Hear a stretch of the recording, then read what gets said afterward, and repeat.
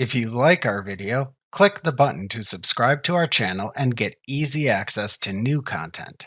To see our full suite of ad-free video courses, instruction manuals, and quick reference guides, visit us at www.teachucomp.com. If you subscribe to a QuickBooks Online payroll service, you can create pay schedules when you initially create the employees. You can later edit an employee to select a different pay schedule if needed, or create a new pay schedule.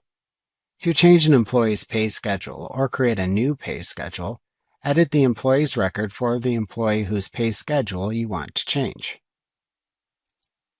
Then click the Edit link in the upper right corner of the Employment Details section to show the Employment Details window. To select a different pay schedule that exists, select it from the Pay Schedule dropdown. Alternatively, to create a new pay schedule and assign it to the employee, select the Add Pay Schedule choice from this dropdown instead to open a Pay Schedule window. To set the pay frequency for the new pay schedule, select a choice from the Pay Frequency dropdown.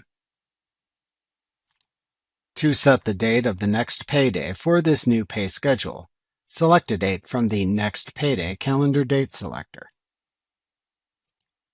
To set the end of the next pay period for this new pay schedule, select a date from the End of Next Pay Period calendar date selector.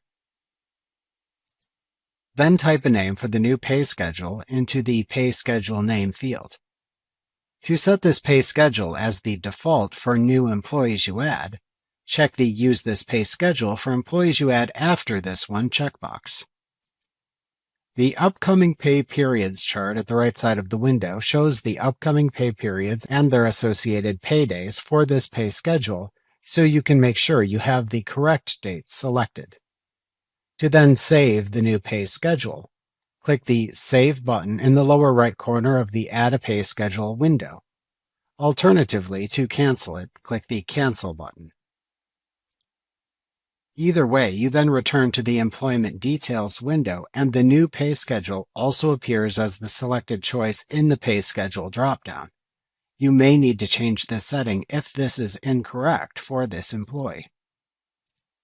To save the changes to the employee's record if needed, click the Save button in the lower right corner of the window when finished. Remember to click the Subscribe button to see more of our videos. See our full suite of courses, instruction manuals, and quick reference guides at www.teachucomp.com.